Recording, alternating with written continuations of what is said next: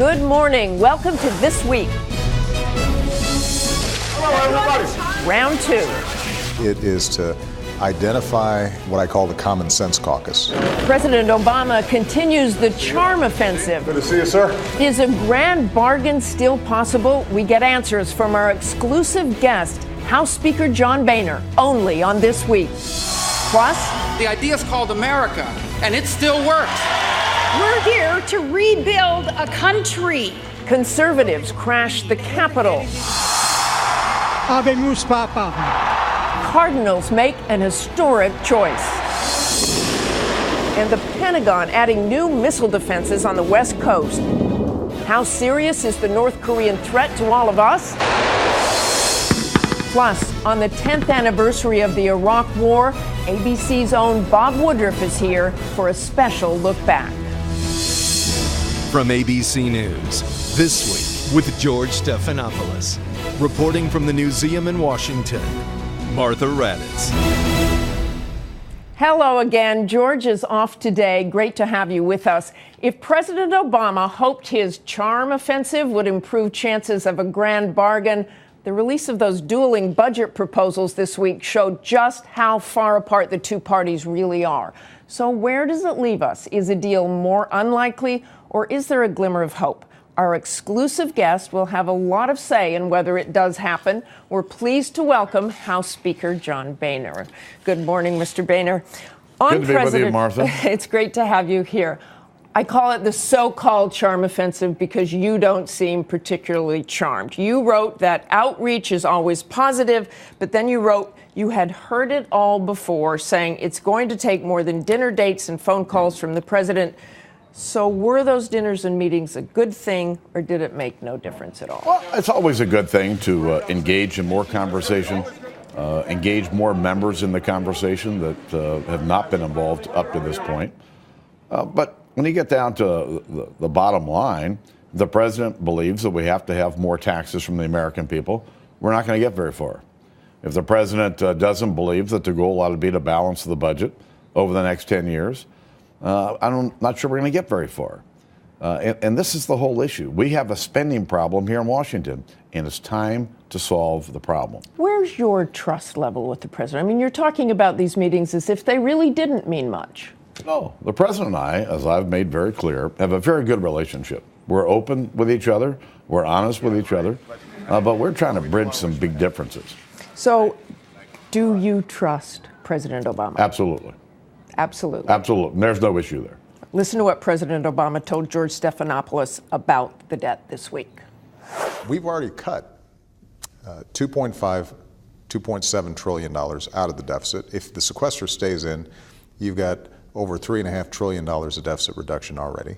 And so we don't have an immediate crisis in terms of debt. In fact, for the next 10 years, it's going to be in a sustainable place.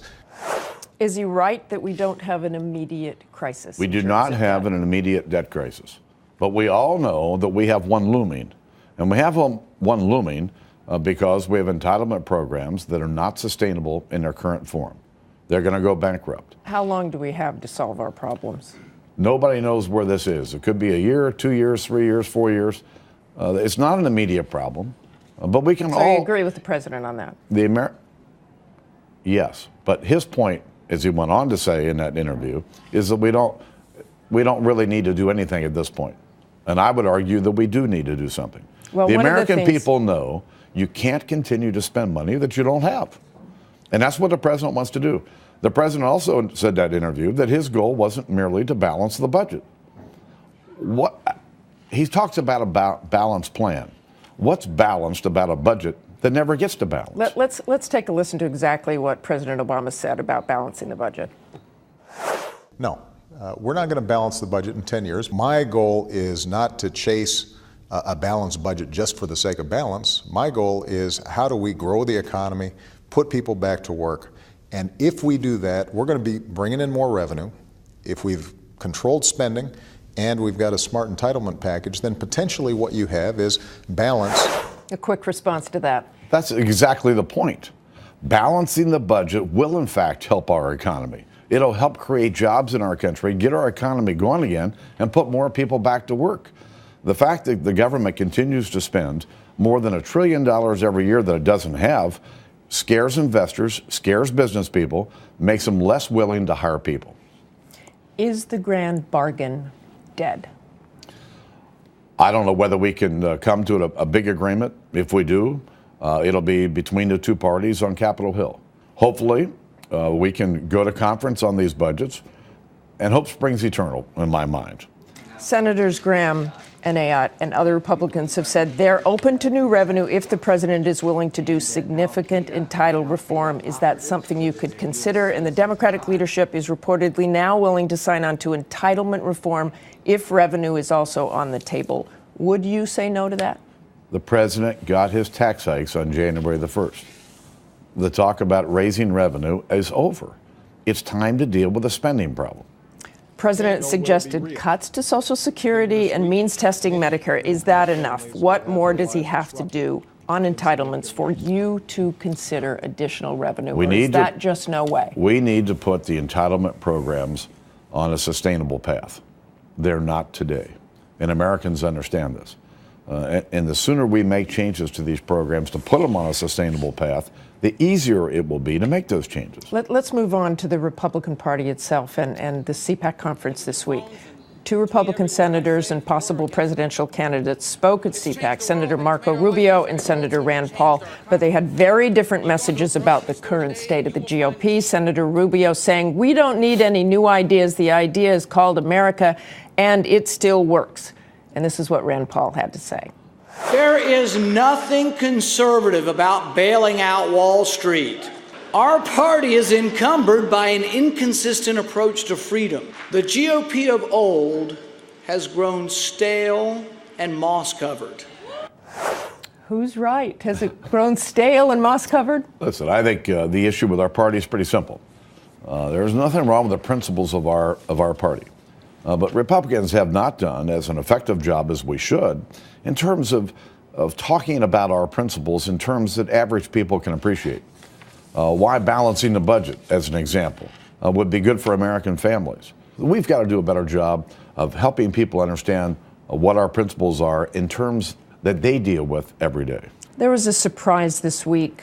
Senator Rob Portman, who is a close friend of yours, a conservative from Ohio, said he has had a change of heart about gay marriage. He will now support gay marriage after learning his own 21-year-old son, Will, is gay. Had Portman shared this with you? He has, in fact, called. Listen, Rob's a great friend and a longtime ally. And I appreciate that he's decided to change his views on this.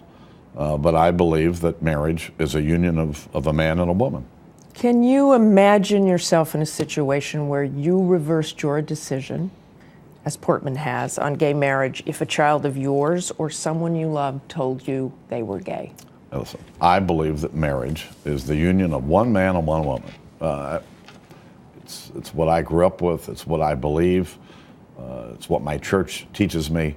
And I can't imagine that position would ever change. I want to get quickly to a couple more topics. Gun legislation. Will you commit to have a vote on the House floor on any gun legislation the Senate is able to pass? If they pass something, I've made clear that we will review it. In the meantime, our committees are continuing to have hearings, trying to get to the bottom of what can we do to help minimize these senseless crimes. I mean, listen, all of our hearts go out to the victims of these mass shootings. But we really need to understand what is it that we truly can do to ensure that this doesn't happen. Do you see any gun measures passing in the House? Background checks? We'll see what the Senate does. We'll review it, and we're going to continue to have our hearings and review this issue. Just to close here, you're the highest-ranking Catholic Republican in Congress. This week we saw the conclave elect Pope Francis, a Latin American. What does this mean for you? What does it mean for Catholics in the country? Well, this is the first time that we've had a pope from the Americas. So I think it's a giant step forward for the church. Latin America is a very, very Catholic continent. And I do believe that Pope Francis is the right person to really bring reform to the church. And what kind of reform? Well, they've got a number of issues at the Vatican that I think need fresh eyes. And he's clearly made a commitment to clean up some of the problems that the church has had. And it's pretty clear from his humble nature that his papacy will be one that I think a lot of people will appreciate. Thank you so much for joining us this morning, Speaker Boehner. Great to have you here. Thank you.